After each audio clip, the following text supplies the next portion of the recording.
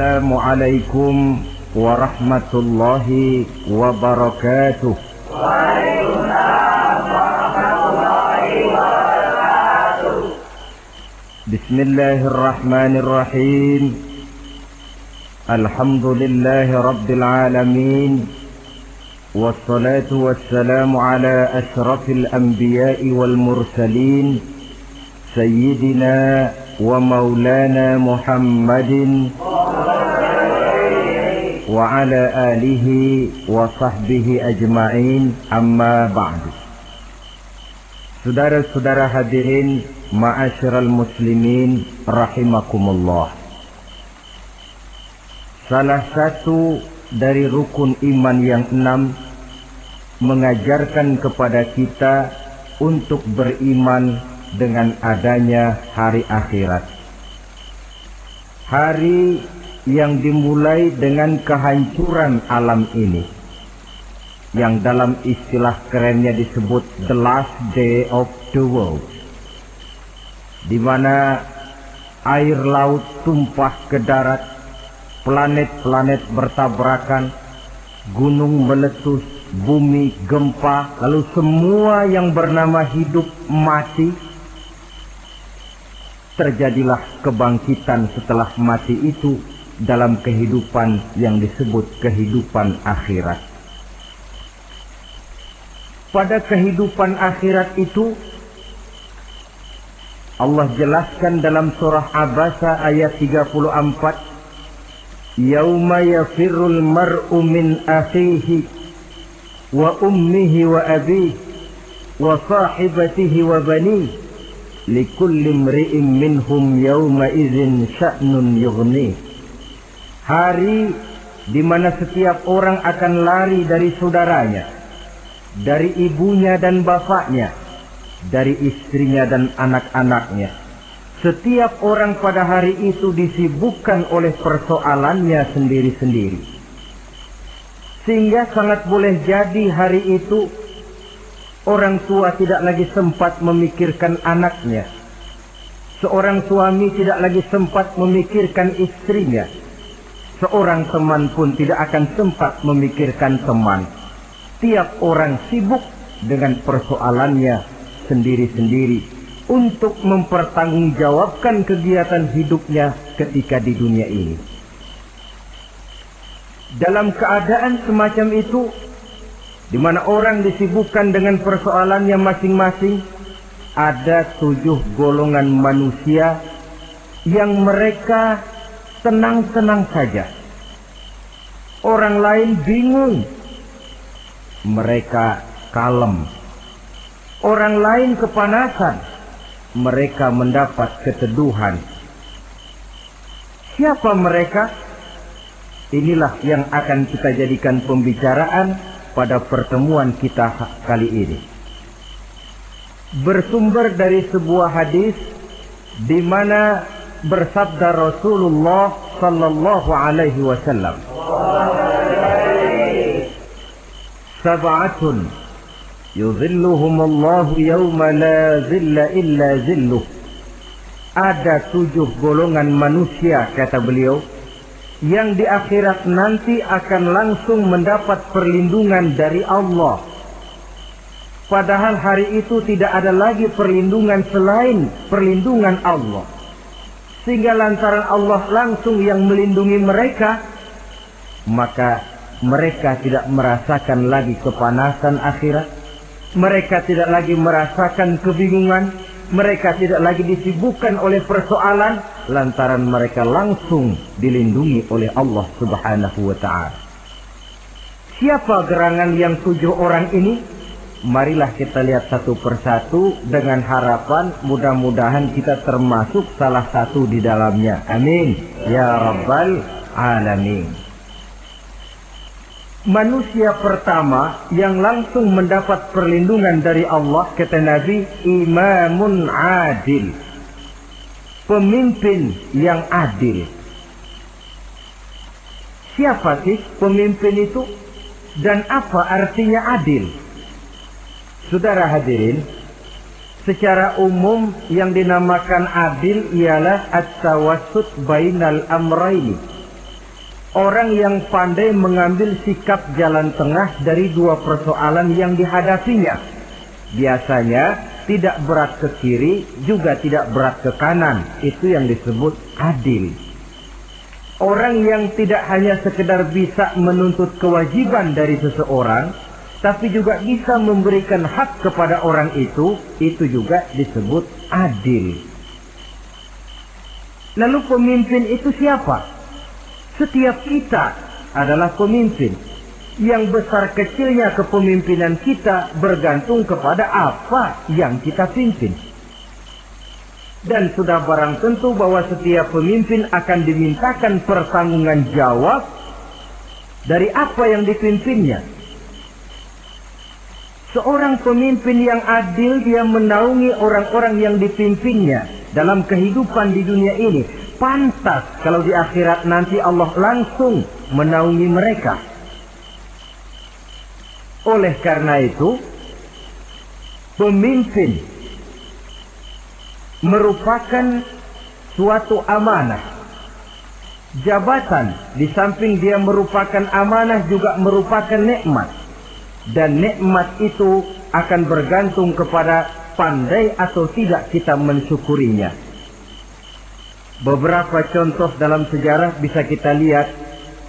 Seorang bernama Umar bin Abdul Aziz. Pada saat beliau secara aklamasi dipilih menjadi pemimpin, menjadi presiden, ucapan yang pertama keluar dari mulutnya, Inna lillahi wa inna ilaihi raji'un. Coba bayangkan ini. Dipilih jadi pemimpin, diangkat jadi presiden, bukan alhamdulillah, malah inna lillahi wa inna ilaihi raji'un. Kenapa? Dia anggap jabatan itu adalah amanah. Menyia-nyiakan amanah berarti khianat, dan khianat ini adalah dosa besar. Pantaslah kalau Allah Subhanahu wa taala memperingatkan, nikmat bisa saja berubah menjadi azab kalau kita tidak pandai mensyukurinya. La in syakartum la azidannakum wa la in kafartum inna azabi lasyadid. Kalau kamu pandai bersyukur, aku tambah nikmatku. Tapi kalau kamu tidak pandai bersyukur, kamu ingkar, kamu lupakan nikmat Allah, awas, azabku amat pedih, kata Allah. Jadi berdasarkan logika dari ayat ini bisa kita katakan, orang kaya, ada orang kaya nggak di sini? Ada orang kaya nggak? Yang kaya tolong dengerin. Orang kaya itu bisa masuk surga karena hartanya. Pun orang kaya banyak yang masuk neraka juga gara-gara hartanya. Tergantung syukur apa tidak syukur. Orang alim, ada yang alim di sini? Tolong dengerin orang alim, yang ustadz, yang kiai. Orang alim bisa saja masuk surga karena ilmunya. Dan orang alim pun bisa masuk neraka karena ilmunya. Pejabat, ada pejabat? Pejabat itu bisa masuk surga karena jabatannya.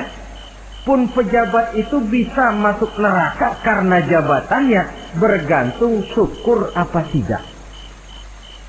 Kalau ada orang kaya, hartanya didapat dari jalan yang halal, berusaha menurut yang disyariatkan oleh Allah. Lalu hartanya itu tidak cuma untuk ditumpuk 7 turunan, namun juga berfungsi sosial. Dia bantu pembangunan masjid, dia makmurkan majelis taklim, dia santuni yatim piatu. Orang kaya macam itu dengan hartanya, insya Allah bisa sampai ke surga. Tapi kalau ada orang kaya, hartanya didapat dari segala macam cara, asal harta tercapai segala cara halal. Perlu jilat atas, perlu injak bawah, perlu sikut kiri kanan, sikut kiri kanan. Setelah dapat harta lalu pelitnya 17 setan. Tidak mau zakat, infak, apatah lagi sedekah. Orang kaya macam itu dengan hartanya bisa masuk neraka. Na'udzubillah min. Ada orang alim, Dengan ilmunya dia bimbing umat. Dia katakan yang halal itu halal, yang haram itu haram. Dia katakan yang hak itu adalah hak, yang batil adalah batil. Dia tidak peduli apapun resikonya. Orang alim semacam itu dengan ilmunya bisa sampai ke surga. Tapi kalau ada orang alim, dengan ilmunya dia malah membodoh-bodohi orang yang memang sudah bodoh. Yang halal dibilang haram, yang haram dibikin remeng-remeng. Menjadi penjilat kesana kemari. Orang alim semacam itu bisa masuk neraka karena ilmunya. Begitu juga pejabat, pemimpin. Kalau dengan jabatannya sebagai pemimpin dia berlaku adil, menaungi rakyatnya. Orang besar salah dihukum, orang kecil salah juga dihukum. Tidak hanya pandai menuntut kewajiban, tapi juga pandai memberikan hak. Pemimpin yang adil semacam ini mensyukuri nikmatnya jabatannya, dia bisa sampai ke surga karena jabatannya. Tapi kalau dengan jabatannya dia berlaku sewenang-wenang, yang besar salah didiamkan, yang kecil salah segera ditegakkan hukum, hanya pandai menuntut kewajiban dari rakyatnya tapi tidak pandai memberikan hak, maka pemimpin semacam ini lantaran tidak pandai mensyukuri nikmat, bisa saja nikmat itu berubah menjadi azab. Oleh karena itu saudara-saudara, pemimpin menaungi rakyat. Pantas kalau di akhirat nanti Allah langsung menaungi beliau. Siapa pemimpin? Siap kita. Bapak pemimpin di rumah tangganya, ibu pemimpin bagi anak-anaknya, Pak Lurah memimpin di kelurahannya, Pak Camat memimpin di kecamatannya, pemuda pemimpin bagi dirinya sendiri, akan dimintakan pertanggungan jawab. Kalian para remaja yang hadir di sini memimpin dirimu sendiri. Kau akan ditanya, tanganmu kau lebih banyak gunakan buat apa? Kakimu lebih banyak kau bawa jalan kemana? Lidahmu lebih banyak membicarakan apa? Dan hari pertanggungan jawab nanti kalian jangan berharap akan ada saksi dari luar. Saksinya anggota badan kita sendiri. Dalam surah Yasin Allah jelaskan, Al-yawma nakhtimu ala afwahihim wa tukallimuna aydihim wa tashhadu arjuluhum bima kanu yaksibun. Ada kan di surah Yasin? Ayat berapa? Pokoknya Yasin dah.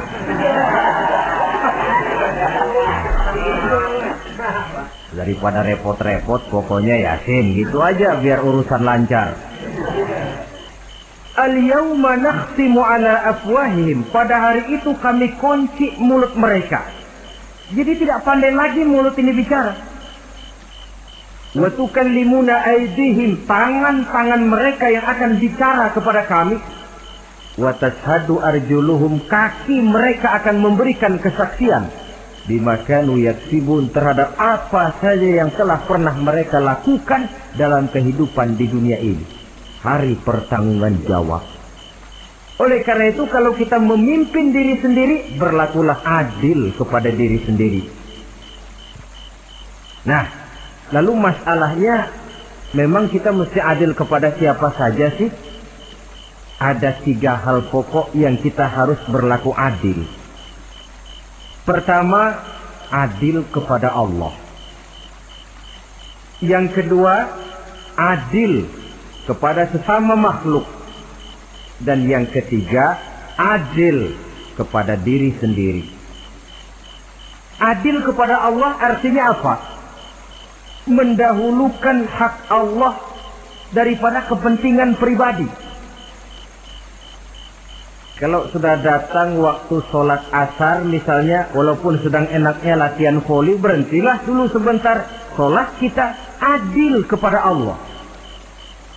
Adil kenapa? Dalam contohnya dengan sholat misalnya. Sholat itu kan sehari semalam 5 waktu yang wajib. Betul apa betul? 5 waktu. Nah sholat itu kalau sholat bagus, taruhlah 7 menit. Kalau sholatnya itu kilat 4 menit. Ada lagi yang kilat khusus, nggak pakai perangko, 2 menit barangkali selesai. Taruhlah 5 menit kita ambil yang bagus. Kalau 5 waktu kali 5 menit kan cuma 25 menit. Sementara Allah memberikan kita hidup ini 24 jam sehari semalam. Cuma 25 menit diminta untuk ibadah kepadanya. Tidak sanggupkah kita berlaku adil? 25 menit ini untuk menghadapmu ya Allah. Sementara engkau telah memberikan resannya 23 jam 35 menit untuk hidup dalam sehari semalam. Mendahulukan hak Allah daripada kepentingan pribadi. Adil kepada Allah. Adil kepada yang kedua, adil kepada sesama makhluk. Adil kepada manusia, adil kepada binatang, adil kepada alam. Yang kalau prinsip keadilan itu kita langgar akan membawa efek bagi diri kita juga. Manusia sekarang kan tidak adil kepada alam. Misalnya apa? Hutan ditebangi secara liar. Gunung-gunung menjadi gundul. Akibatnya ketika turun hujan terjadi erosi. Banjir melanda kemana-mana. Tanah longsor terjadi. Akibatnya terkena manusia juga kalau mereka sudah tidak menjaga keseimbangan alam ini. Adil kepada orang lain. Apakah itu namanya tetangga, teman, keluarga. Dan yang ketiga, adil kepada diri sendiri. Bagaimana pengertiannya? Mata ini punya hak untuk tidur. Begadang terus tiap malam, tidak adil kepada mata. Nah, ini yang ketawanya paling kencang pasti tukang begadang ini.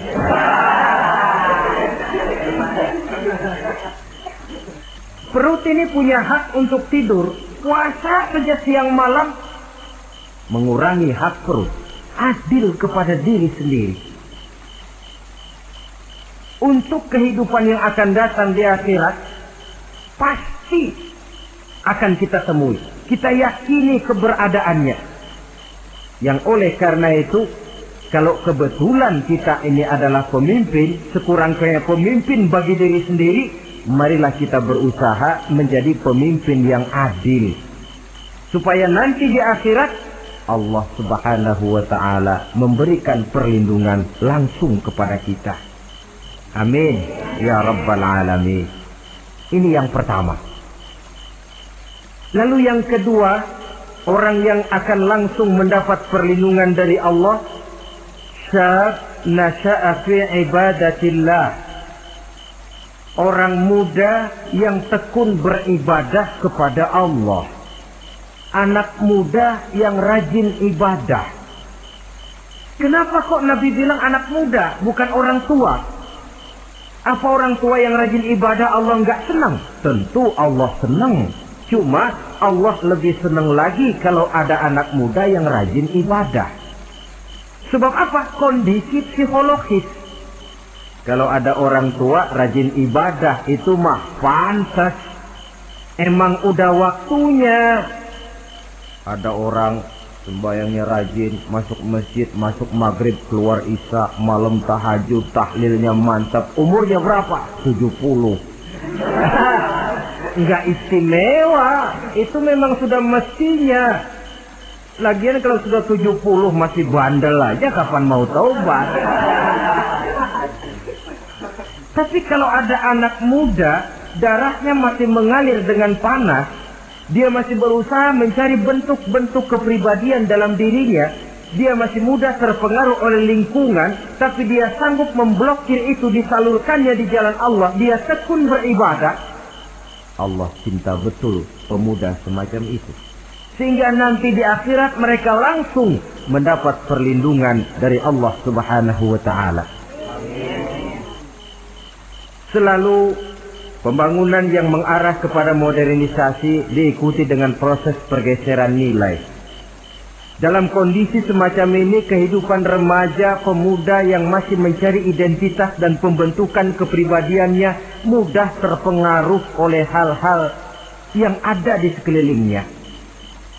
Sehingga sangat boleh jadi apa yang dianggap orang dulu tabu lalu dianggap biasa. Yang aneh-aneh malah dijadikan model. Yang dilarang malah nekat diterjang. Di mana norma dan kaedah-kaedah moral tidak lagi mendapat perhatian yang wajar. Dalam kondisi semacam ini terjadilah proses peluncuran moral. Dan hampir di mana-mana kehancuran suatu bangsa dimulai dengan kehancuran moral daripada generasi mudanya. Oleh karena itu pemuda yang tekun ibadah ini sangat positif dampaknya dalam kerangka pembangunan umat. Pak, ibadah itu apa sih? Kalau jadi pemuda yang tekun ibadah, apa kemana-mana mesti bawa tasbih? Mungkin. Apa mesti pakai peci terus? Boleh jadi. Apa kemana-mana mesti pakai kain sarung? Ya tidak juga. Ibadah kan artiannya luas. Segala perbuatan yang diperintah dan karenanya bertujuan mencapai ridho Allah, itu bernama ibadah. Kalian remaja berangkat menuntut ilmu, pergi pagi pulang siang, membekali diri, menuntut ilmu itu ibadah. Kalian pulang ke rumah, ibu bapak memerintah, taat kepada orang tua, ibadah. Membersihkan lingkungan, ibadah. Bahkan jaga di waktu malam pun kalau untuk dengan niat, bismillah, saya jaga malam ini untuk ketenangan rakyat supaya mereka tekun dan tenang melaksanakan ibadah. Itu tercatat sebagai amal soleh yang bernilai ibadah. Jadi tidak cuma sekedar sujud, tidak cuma sekedar baca Quran. Seluruh aspek kehidupan manusia yang diperintah Allah dan yang bertujuan mencari ridho Allah, itu bernilai ibadah. Pemuda yang tekun melaksanakan ibadah kepada Allah. Apalagi terutama adik-adik remaja yang hadir pada kesempatan ini.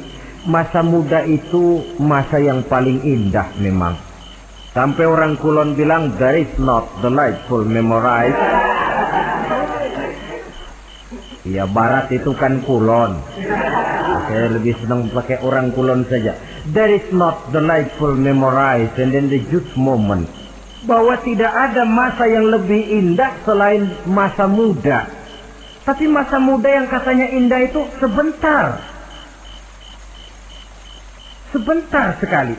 Kalau kita tidak pandai memanfaatkannya dengan sebaik-baiknya, boleh jadi dia akan hilang tanpa sesuatu yang ada artinya buat hari depan. Dan hari depan itu sebagian besar ditentukan oleh masa muda sekarang ini. Karena itu kepada yang muda saya berpesan, pergunakanlah masa muda itu dalam ketekunan beribadah kepada Allah. Ibadah dalam artian yang seluas-luasnya. Jangan seperti pepatah orang, kelapa muda katanya kupas-kupasin, kelapa tua tinggal batoknya. Selagi muda puas-puasin, udah tua tinggal bongkoknya. Iyalah, kalau dipuas-puasin dalam arti yang positif, boleh. Mumpung masih muda, puas-puasin nuntut ilmu. Mumpung masih muda, puas-puasin ibadah. Mumpung masih muda, puas-puasin berbakti kepada kedua orang tua. Puas-puasin dalam artian yang positif tentu saja bagus. Tapi kalau puas-puasin dalam arti menghambur umur untuk sesuatu yang mubazir, bergadang di pinggir-pinggir jalan, lalu mulai berkenalan dengan morfin, narkotik, ganja, terperangkap oleh budaya-budaya modern yang menyesatkan, terpancing oleh model-model baru yang kelihatannya menarik tapi sebenarnya tidak bermanfaat. Entah pada akhirnya akan mendatangkan penyesalan kepada kita saja. Coba, belakangan ini saya dengar di Jakarta akan ada satu festival yang disebut Festival Ngeceng.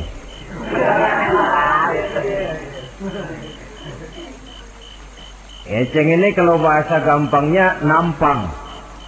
Jadi itu biasanya muda-mudi diri di pinggir-pinggir jalan, pakai kacamata hitam, pakaian warna-warni, rambut dicat sedemikian rupa supaya menarik perhatian.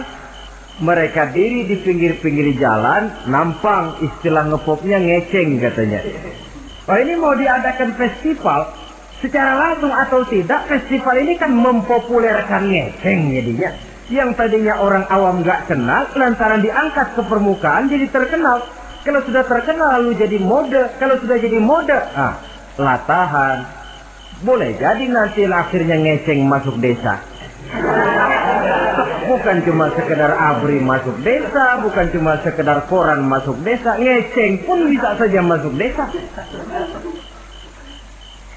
Banyak saluran-saluran positif yang sesuai dengan kreativitas jiwa remaja, ketimbang mengadakan sesuatu yang tidak ada manfaatnya, ketimbang menghabiskan umur untuk sesuatu urusan yang mubazir.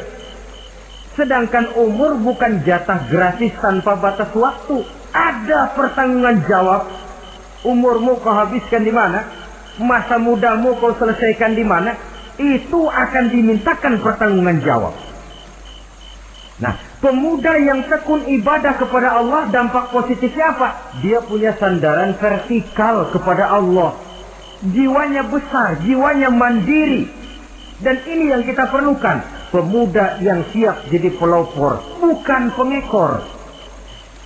Pemuda yang sanggup mandiri dan bukan membanggakan keturunan leluhurnya. Kata pepatah,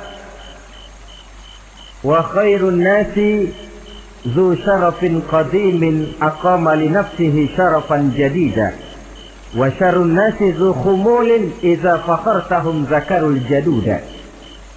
Generasi yang baik adalah generasi yang punya kejayaan masa lalu, dan buat mereka sendiri mereka mampu mendirikan kejayaan yang baru. Artinya nenek moyangnya memang orang-orang terhormat, tapi dia mampu mandiri mendirikan kehormatan itu bagi pribadinya. Sebaliknya, generasi yang paling jelek adalah generasi pemalas. Yang kalau orang lain kelihatan lebih hebat, dia sebut-sebut nenek moyangnya. Lu sih belum apa-apa, bapak gua dong. Bapak gua katanya. Lu sih belum apa-apa, om saya dong. Tante saya dong. Kerjanya cuma membangga-banggakan leluhur. Dia sendiri tidak ada apa-apanya. Ini generasi yang paling jelek.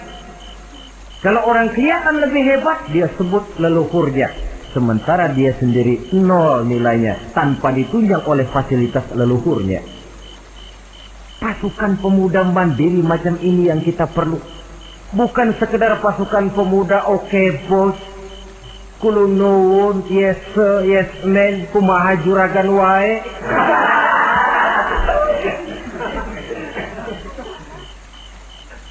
Dan terus terang kita miskin dengan pemuda yang mandiri, yang punya kepribadian, yang berani berkata ya terhadap yang benar, dan berani berkata tidak terhadap yang tidak benar.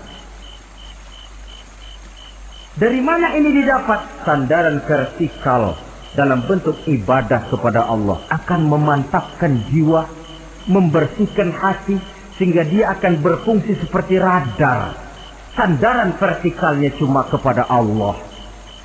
Inilah dampak positifnya. Karena itu, tentu saja kita berharap sekurang-kurangnya pemuda-pemudi yang hadir pada kesempatan ini menjadilah pemuda-pemudi yang tekun beribadah kepada Allah. Amin. Amin. Nah, baiklah ya. Itu tadi yang kedua. Kita lanjutkan sekarang yang ketiga. Orang yang akan langsung mendapat perlindungan dari Allah. Kata Nabi, rajulun qalbuhu mu'allakun bil masjid. Seseorang yang hatinya selalu terpaut kepada masjid. Apa arti terpaut kepada masjid ini? Apa orang yang gak pernah keluar-keluar dari masjid? Tentu saja bukan. Apa gunanya di dalam masjid terus kalau kerjanya cuma tidur doang? Maksud terpaut kepada masjid ini, hatinya selalu berpikir bagaimana memakmurkan masjid. Jasadnya boleh saja ada di kantor, boleh saja ada di pasar, boleh ada di sawah, boleh ada di ladang. Tetapi hasil daripada usahanya dia lalu berpikir bagaimana memakmurkan masjid. Sebab apa? Masjid merupakan center of activity, pusat daripada kegiatan umat. Kalau kita lihat fungsi masjid di zaman Rasul, Di masjid beliau berdakwah, di masjid beliau mengatur negara, di masjid beliau mengadakan perundingan, di masjid beliau bermusyawarah dengan para sahabat. Pusat daripada kegiatan umat. Dan memakmurkan masjid ini dasarnya tidak lain karena iman kepada Allah. Prinsipnya bagaimana kita menghidupkan masjid dan bukan mencari hidup di masjid. Kalau sudah prinsipnya dibalik, bukan menghidupkan masjid tetapi mencari hidup di masjid, saya khawatir masjid akan ambruk. Nyatanya kadang-kadang masjid kita ini fungsinya belum maksimal. Kadang-kadang ada kok masjid yang bukanya cuma seminggu sekali. Jumat pagi jam 9 masjid buka, Jumat jam 2 tutup, buka-buka lagi Jumat depan. Seminggu sekali. Kelemahan lainnya manajemen masjid, terus terang sajalah kita bicara. Kadang-kadang pengelolaannya ketua masjid bapaknya, khatib mantunya, sekretaris ponakannya, imam Bilal cucunya. Gak ada orang lainnya. Ya kalau bagus kepengurusannya tidak apalah. Tapi kadang-kadang kelemahannya ialah bagaimana menciptakan manajemen masjid yang baik sehingga masjid bisa berfungsi sebagaimana fungsinya di zaman Rasulullah sallallahu alaihi wasallam. Apalagi belakangan ini ada kecenderungan yang membuat kita optimis, gembira. Remaja, pemuda-pemudi mulai gemar datang ke masjid. Berkumpul membentuk remaja masjid, remaja musola, mengadakan kegiatan majelis taklim yang mingguan, yang bulanan, aksi sosial, yang semuanya bermuara dari kehidupan masjid. Sesuatu yang menggembirakan. Dan sudah sepatutnya para pengelola masjid membuka pintu untuk bisa mengatur masjid menurut manajemen yang diharapkan oleh umat. Karena bagaimanapun di masjid dua jalur komunikasi, bahasa kerennya two-way traffic communication, itu bisa kita laksanakan. Yaitu hablum minallah wa hablum minan nas. Berhubungan kepada Allah dan berhubungan kepada sesama manusia bisa terlaksana di masjid. Berhubungan dengan Allah jelas saja lewat sholat misalnya. Berhubungan dengan sesama manusia jelas saja lewat musyawarah, lewat majelis taklim, lewat kegiatan-kegiatan yang mensiarkan agama. Dan begitu selanjutnya. Saudara hadirin yang saya hormati, memakmurkan masjid sebagai rumah Allah. Sebab dalam hadis kursi Allah katakan, inna buyuti fil ardi al masajid wa inna zuwari fiha ummaruha. Rumahku di permukaan bumi adalah masjid-masjid, kata Allah. Dan orang-orang yang memakmurkan masjid, orang yang datang ke masjid adalah tetamuku. Kalau Allah memerintahkan kita menghormati tamu, tentu Allah lebih tahu bagaimana menghormati tamunya sendiri. Allah mengajarkan kita, hormatilah tamumu. Sekarang kita yang menjadi tamunya Allah dengan datang ke masjid, dengan memakmurkan masjid, Allah lebih tahu menghormati tamunya. Ini yang ketiga.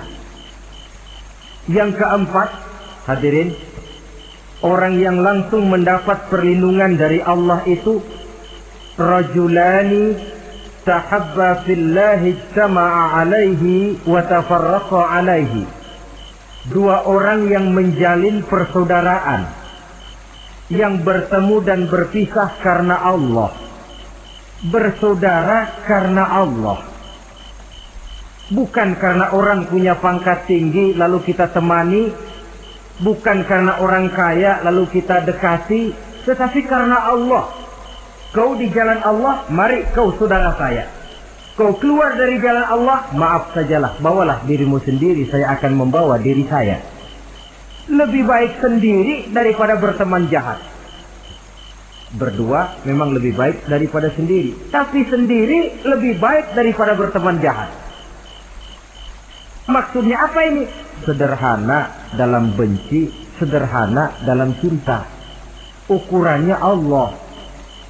Al-Quran mengisyaratkan, wa asa an tuhibbu syai'an wa huwa syarrul lakum, wa asa an takrahu syai'an wa huwa khairul lakum.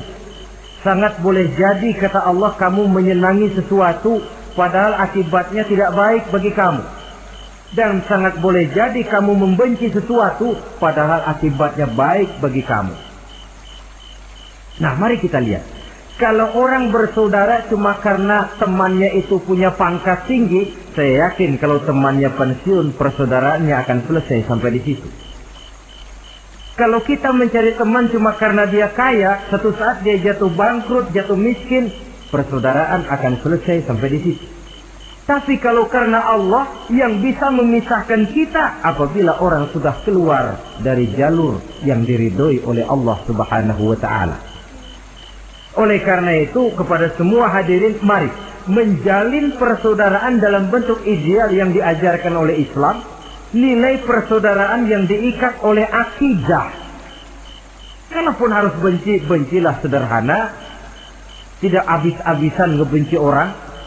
Kalaupun harus cinta, cintalah sederhana. Boleh jadi yang hari ini kita benci bukan main, besok kita senangi. Mungkin yang hari ini kita cintai mati-matian, besok sudah berubah menjadi yang kita benci. Sederhana saja, tidak usah berlebih-lebihan. Kalau nilai persaudaraan yang diajarkan ini bisa kita wujudkan, persaudaraan yang diikat dengan nilai akidah, maka dari persaudaraan semacam itu, insya Allah kita bisa berbuat banyak untuk kepentingan diri, keluarga, masyarakat kita pada umumnya. Ini kelompok yang keempat. Orang kelima yang nanti langsung mendapat perlindungan Allah, rajulun da'athum ra'atun zatu mansibin wa jamalin ila nafsiha faqala inni akhafullaha rabbal alamin. Seorang laki-laki, kata Nabi, yang dipanggil oleh perempuan cantik. Laki-laki normal dipanggil oleh perempuan cantik. Untuk apa? Diajak melakukan perbuatan yang negatif. Tidak ada orang yang tahu. Tempatnya sepi. Apa yang terjadi? Orang ini berkata, inni akhafullaha rabbal alamin.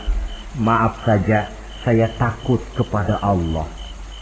Orang yang bermoral nanti di akhirat langsung dilindungi oleh Allah. Tidak mudah jatuh oleh bujuk rayu. Tidak mudah terpesona oleh wajah-wajah yang menggiurkan.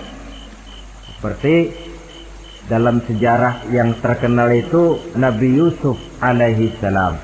Kenal kan Nabi Yusuf? Nabi Yusuf itu bekerja di istana Kitfir.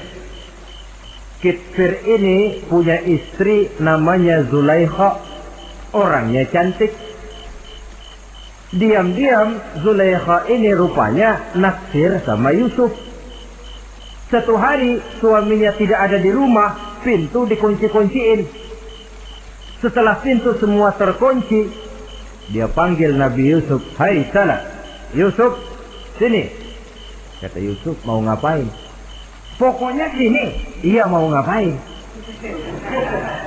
"Iya, kayak orang-orang, ngapain sih?"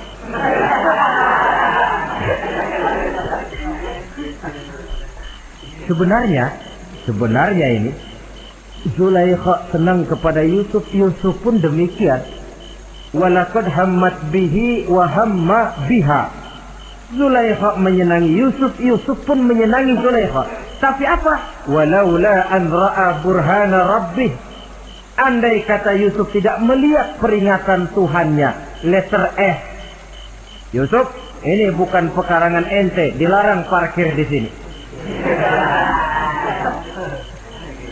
Sehingga walaupun tidak ada yang tahu, tidak ada yang melihat, Nabi Yusuf selamat dari bujuk rayu Zulaikha. Mempertahankan nilai-nilai moral di tengah kemajuan zaman memang merupakan pekerjaan yang tidak ringan. Merupakan pekerjaan yang sangat berat. akan ada saja cobaan, akan ada saja gangguan yang kita temui di sepanjang perjalanan hidup ini.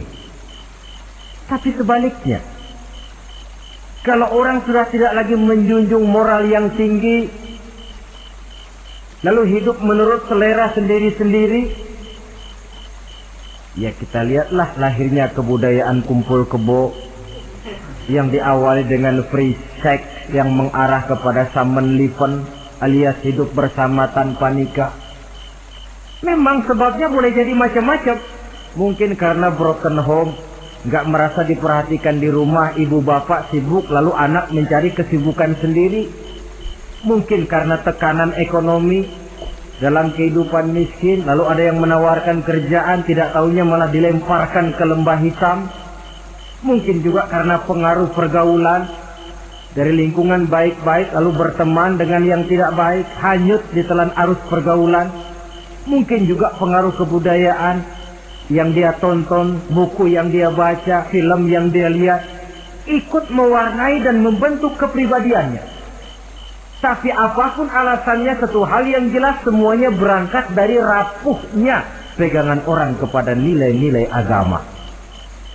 Sebab sumber nilai moral yang tertinggi tidak lain agama adanya. Intinya apa? Intinya tidak lain, orang yang beragama itu meyakini bahwa kemanapun dia pergi, dimanapun dia berada, Allah selalu melihat yang dia lakukan. An ta'budallaha ka'annaka tarahu fa illam takun tarahu fa innahu yaraka. Begitu yang kita pelajari dalam ihsan. Engkau beribadah kepada Allah seolah-olah kau lihat Allah.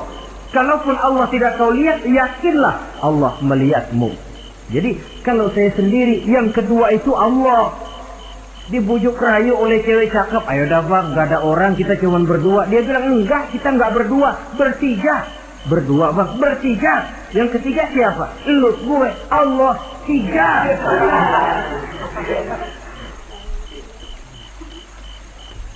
Di kantor mau korupsi, dia kasak kusuk, gerasak berusuk cari apa yang seharusnya menjadi hak orang lain. Tidak ada yang lihat, tapi dia tidak sendiri. Saya berdua. Yang kedua, Allah. Merasakan kehadiran Allah dekat dalam hidup. Nilai moral semacam ini menyelamatkan masyarakat. Pantas kalau orang semacam ini di akhirat nanti langsung mendapat perlindungan dari Allah Subhanahu wa ta'ala. Karena itu terutama adik-adik remaja yang hadir, sebenarnya yang paling mahal dalam hidupmu adalah harga dirimu. Kalau itu sudah terjual dan tergadai, apalagi yang bisa kau banggakan dalam hidup ini? Titel yang berenteng barangkali, harta yang banyak, mobil yang serba berkilat barangkali. Tidak akan banyak manfaatnya kalau sudah dimulai dengan kehancuran daripada harga diri. Tidak ada yang lebih mahal daripada harga diri. Jagalah itu baik-baik. Pelihara nilai-nilai moral. Makin pandai kau jaga diri, insya Allah makin mahal hargamu. Dalam pandangan manusia, lebih-lebih juga dalam pandangan Allah. Pantas kalau pepatah bilang, innamal umamul akhlaqu ma baqiyat, fa in zahabat humu akhlaquhum zahabu. Suatu bangsa akan tegak kalau dia masih punya nilai moral. Bila hancur moral itu, hancur jugalah ketegakan daripada bangsa itu sendiri. Ini yang kelima. Yang keenam, masih dua lagi. Orang keenam yang nanti akan langsung mendapat perlindungan dari Allah, rajulun zakarallaha khalian fafadat ainahu. Seseorang yang mengingat Allah dalam kesunyian, lalu berlinang air matanya. Tengah malam dia bangun, bertahajud dia kepada Allah. Gemersik tikar tersentuh tangan, laksana lambaian tangan malaikat maut nak datang merenggut nyawa. Terbayang segala dosa dan kesalahan, tergambar semua kekeliruan yang dilakukan dalam hidup. Lalu air mata pun tanpa terasa berurai membasahi pipi. Orang yang mengingat Allah dalam kesunyian. Saudara, tidak ada orangnya itu yang tidak punya dosa. Coba saya mau tanya, yang kumpul di sini ada nggak orangnya yang nggak punya dosa? Tidak ada. Dan memang orang yang baik itu bukan orang yang tidak punya dosa. Sebab tidak ada orang yang tidak punya dosa. Orang yang baik adalah orang yang apabila dia melakukan dosa, dia segera sadar, dijadikannya itu sebagai pelajaran untuk tidak diulanginya lagi pada masa yang akan datang. Dengan kata lain, mengingat Allah dalam kesunyian itu artinya bertaubat. Ini kan anak muda sekarang nih, kalau diajak bicara taubat, taubat mah urusan 70 ke atas, Pak. Kita ini masih lama. Padahal masalah taubat bukan masalah tua. Masalah taubat adalah masalah dosa, dan masalah dosa adalah masalah manusia sejak dia akil balik sampai dengan kehidupannya yang sekarang. Sengaja atau tidak, besar atau kecil, ringan atau berat, tiap kita mesti mempunyai yang namanya dosa. Allah Maha penerima taubat sepanjang nafas belum sampai di kerongkongan. Jikalau nafas sudah sampai di tenggorokan, baru kita mau melaksanakan yang namanya taubat. Kasihlah itu.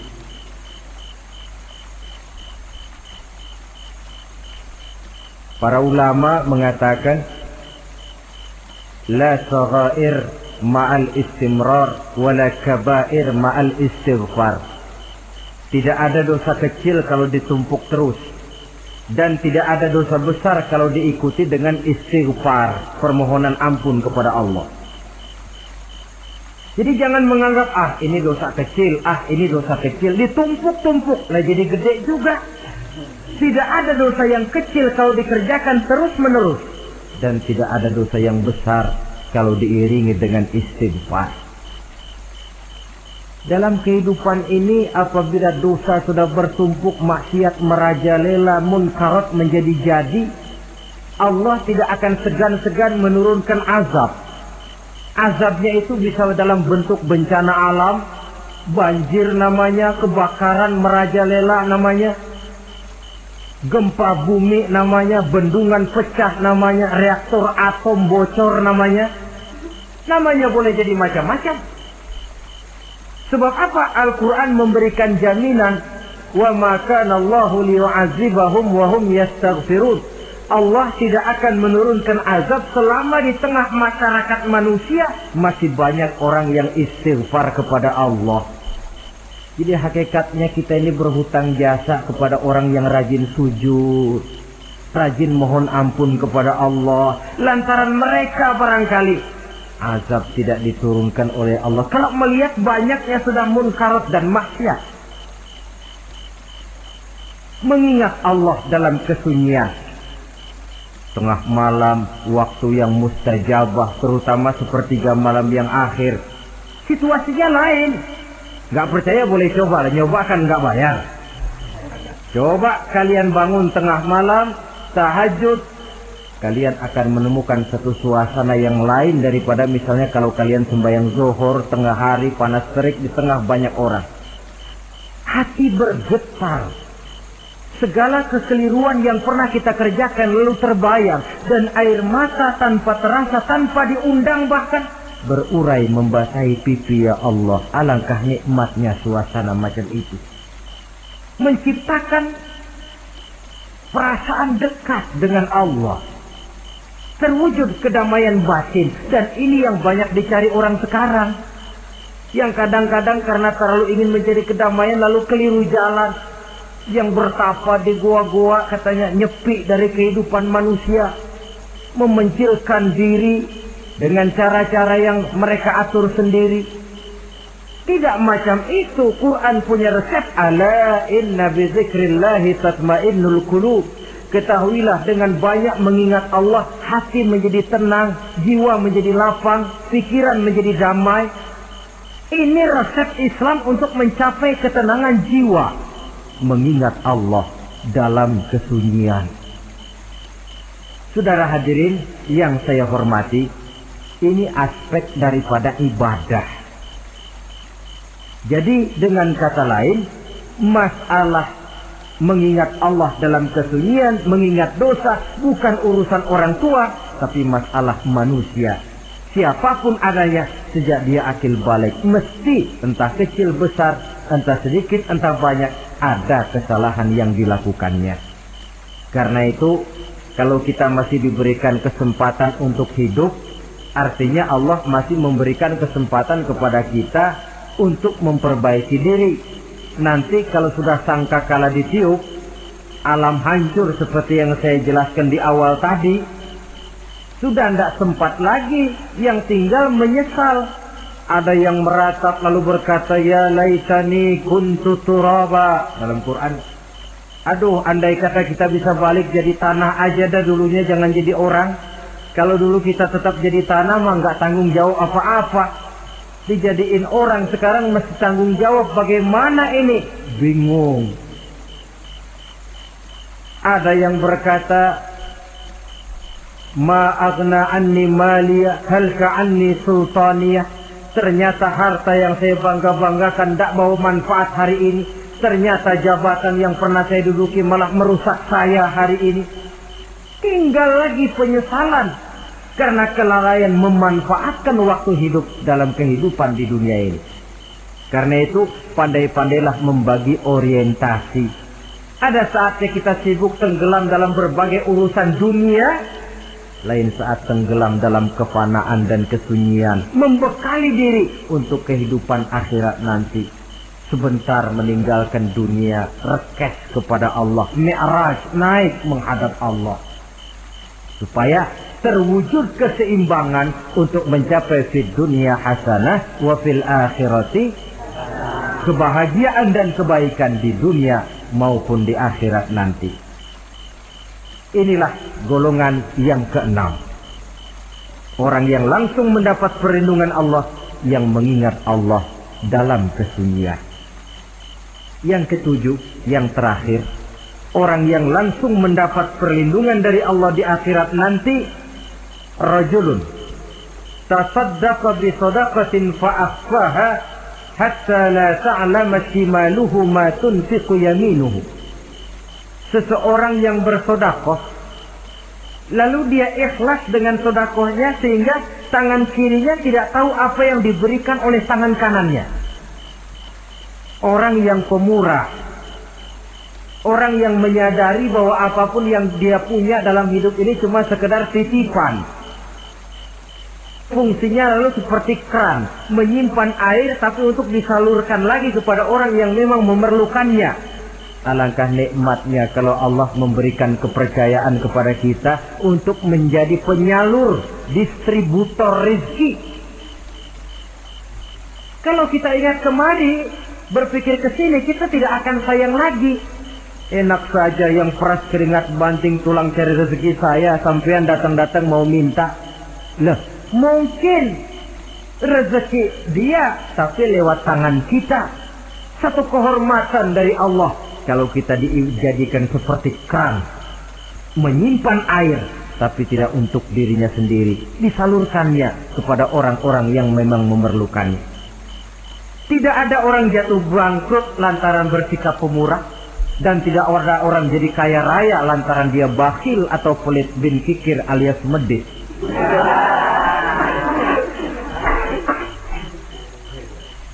Dalam kitab Riyadhus Shalihin kita baca tiap pagi ke alam ini turun 2 malaikat. Cuma kita nggak tahu. Dua-duanya berdoa, yang sebelah kanan berdoa, yang sebelah kiri berdoa. Kata yang sebelah kanan doanya tiap pagi ini. Kata yang malaikat yang satu dia berdoa, Allahumma a'ti munfiqan khalafa. Ya Allah, kepada orang-orang yang suka infak, kepada orang-orang yang suka memberi, kepada orang-orang yang pemurah, gantilah mereka dengan yang lebih baik dari apa yang telah mereka berikan. Lalu malaikat yang satu berdoa, Allahumma a'ti mumsikan talafa. Ya Allah, kepada orang-orang yang mumsik, bakhil, kikir, berilah mereka kerusakan dan kebinasaan di dalam harta mereka. Maka lihat sajalah, Orang kaya tapi pelit, ada saja jalan yang kira-kira duitnya bakalan jadi keluar dan nggak ada pahalanya. Apa kena musibah lalu berobat sekian juta, apa kemalingan, apa ditipu orang, ada saja cara duitnya keluar yang nggak ada pahalanya. Inilah prinsipnya. Allah mencintai orang pemurah. Dalam hadis qudsi, uhibbu ahlas sakha wa hubbi lil faqir sakhi asad. Aku cinta kepada orang yang pemurah, tapi aku lebih cinta kepada orang miskin yang pemurah. Orang kaya pemurah Allah cinta, orang miskin pemurah Allah lebih cinta. Kenapa? Nilainya lain. Orang kaya sedekah 500, orang miskin sedekah 500, sama 500 ya, tapi saya yakin pahalanya lebih besar buat si miskin. Kenapa? Buat orang kaya 500 apa artinya? Sekelebatan. Buat si miskin 500 dia mesti peras keringat banting tulang, tapi dia berani memberi seperti beraninya orang kaya. Nilai ini yang dilihat oleh Allah.